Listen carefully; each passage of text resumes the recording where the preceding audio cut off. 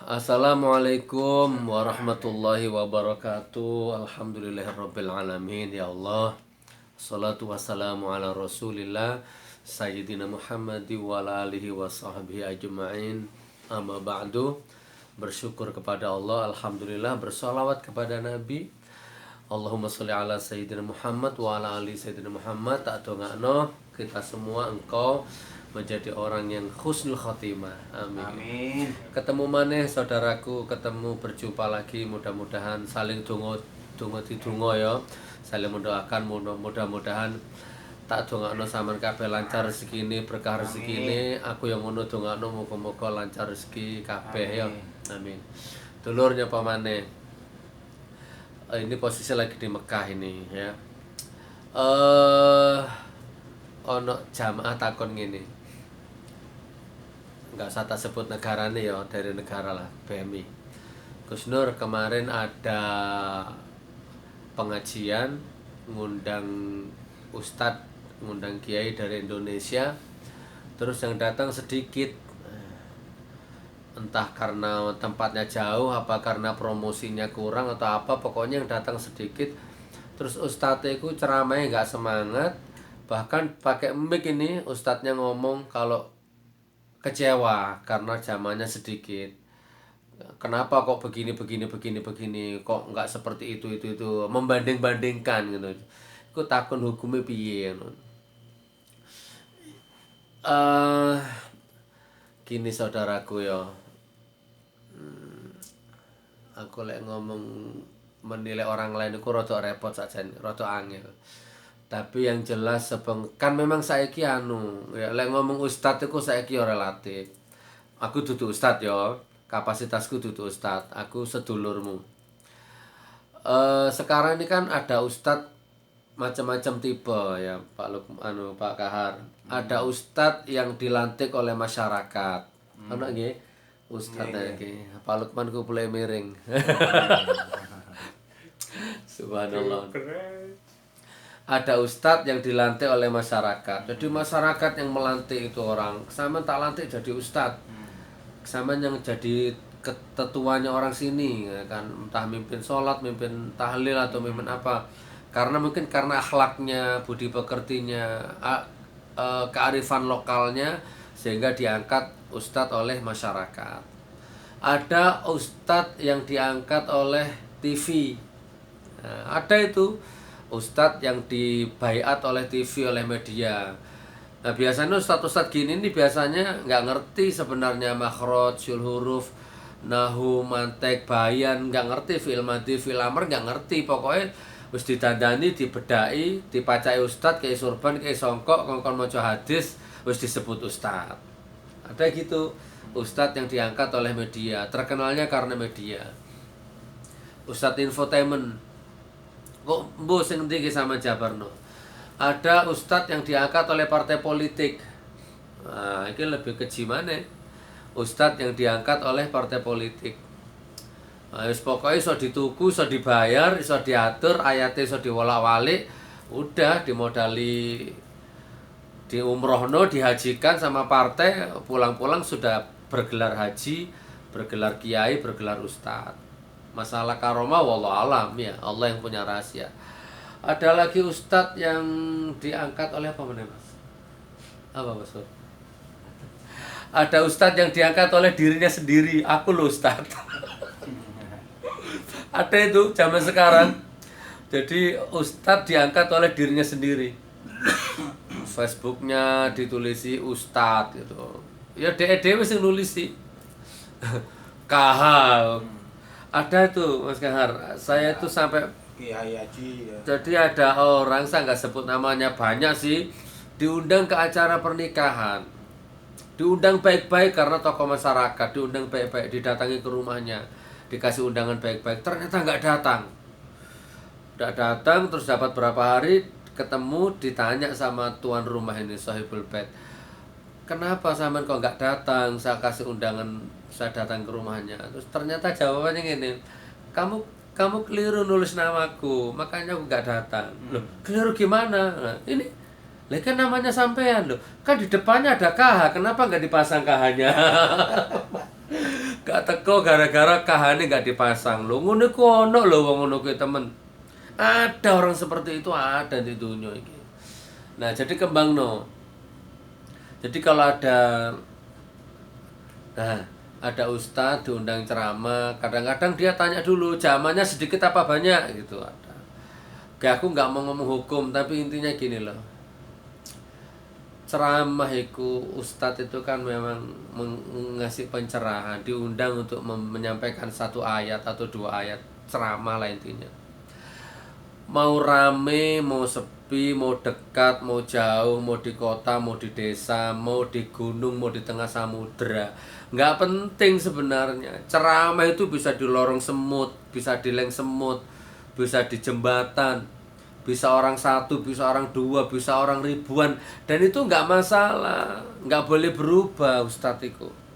Yang datang banyak, alhamdulillah. Yang datang sedikit, alhamdulillah. Yang datang satu, alhamdulillah. Nggak boleh kilek sama takon nang aku yo.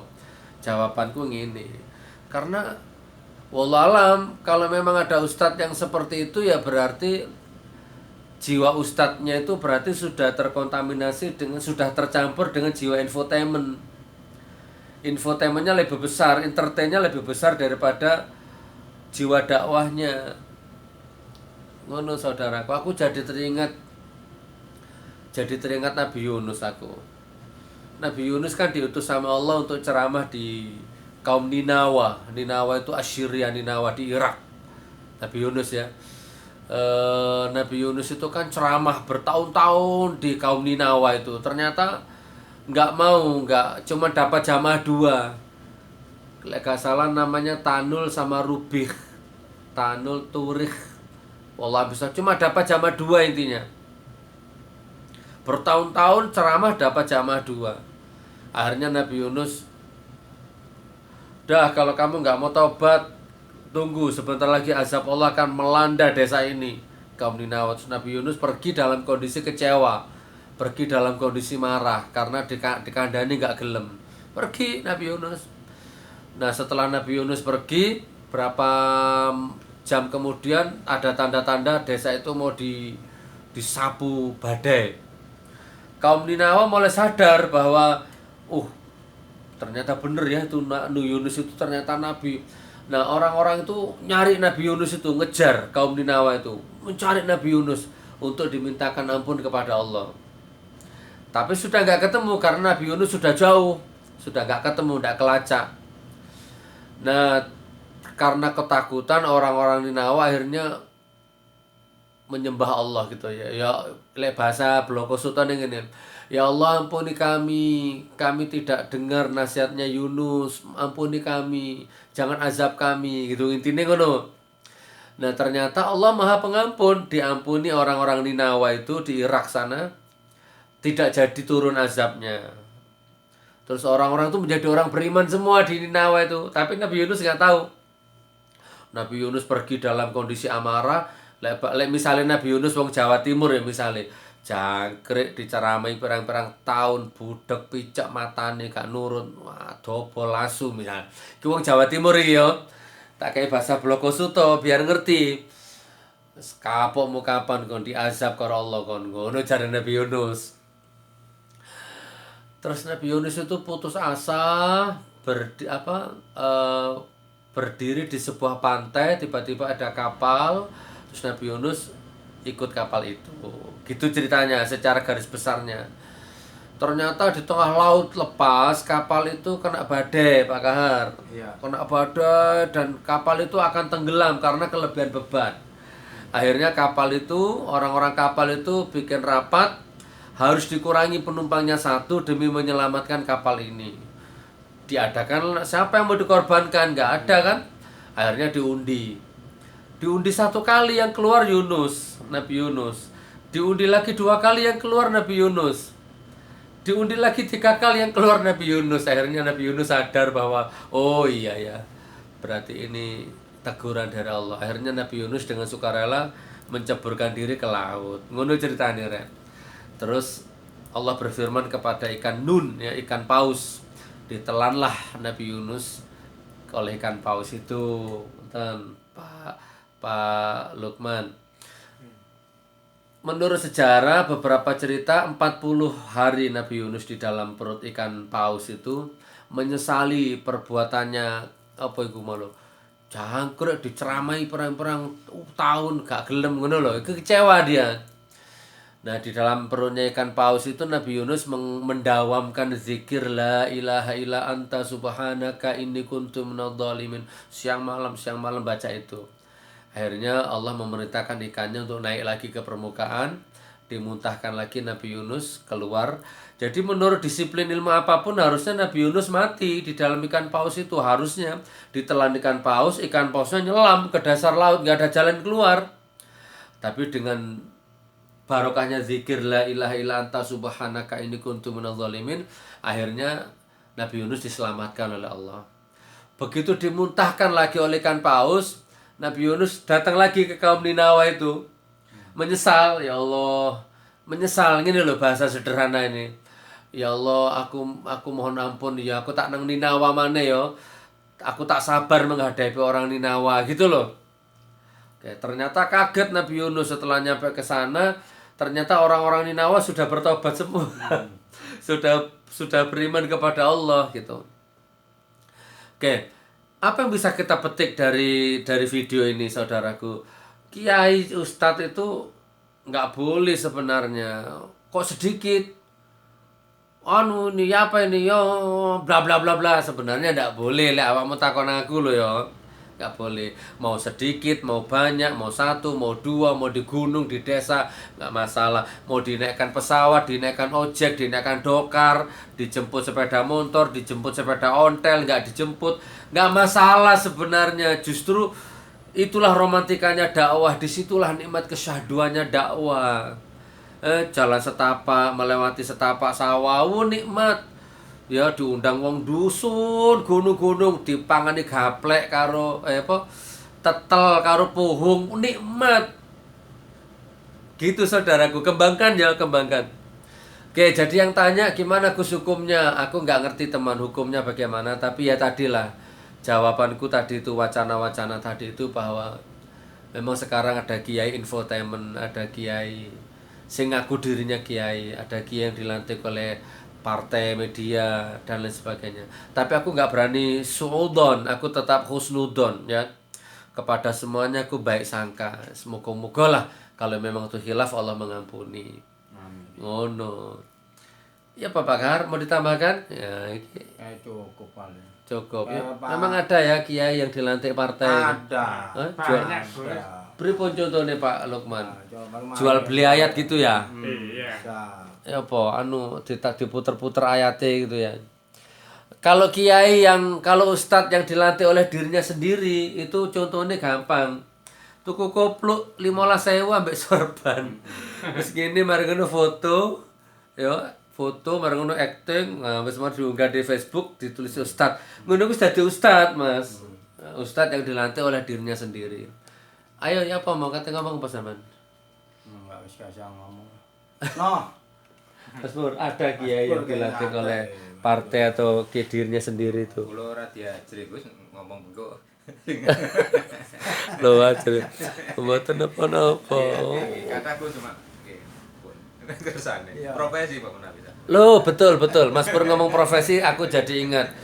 Ada sekarang ini memang ustadz itu dijadikan profesi. Cuma gak ngomong penggaweanmu apa ustadz, gak ngomong gitu ya. KTP-nya nggak ditulis profesi ustadz gitu, nggak, cuman ideologinya, cara berpikirnya, cara dakwahnya itu sudah 99% profesi memang. Jadi kalau diundang ustadz ceramah kesini berapa? Ya dihitung hotelnya, dihitung jemputannya apa, minta alpat, minta gitu, dirinci detail. Jadi sudah jadi profesi, jadi pekerjaan memang. Ya ada seperti itu, gitu ya, ada seperti itu. Wes dulur ya, jawabanku itu, jadi pesanku Anda berpikir positif sajalah ya. Ya nggak usah negatif lah, berpikir positif aja lah. Wes kate ngomong ngene. Jelas. Cetha. Tak tutup, tak garis bawahi, sret. seorang kiai, seorang ustadz tidak boleh kecewa terhadap situasi dan kondisi apapun yang tidak mengenakan hati di medan dakwah. Mau banyak jamaahnya, mau sedikit jamaahnya, mau dijemput pesawat, mau dijemput dokar, cikar, apapun. Itu urusan panitia dan itu urusan Allah. Tugasnya kiai, tugasnya ustadz dakwah, menyampaikan walaupun cuma sak gento, sak onde-onde, sak lemper, siji loro telu wong nggak masalah. Wassalamualaikum warahmatullahi wabarakatuh. Waalaikumsalam warahmatullahi Aku gak lega lek gak nyuting Pak Pur teko cedhek. Ayo Pak Lukman. Isinan Pak Lukman iki. Wis tak tutup saudaraku ya. Ini juga kiai loh ini. Kiai apa? Insyaallah, insyaallah, insyaallah. Dari India itu.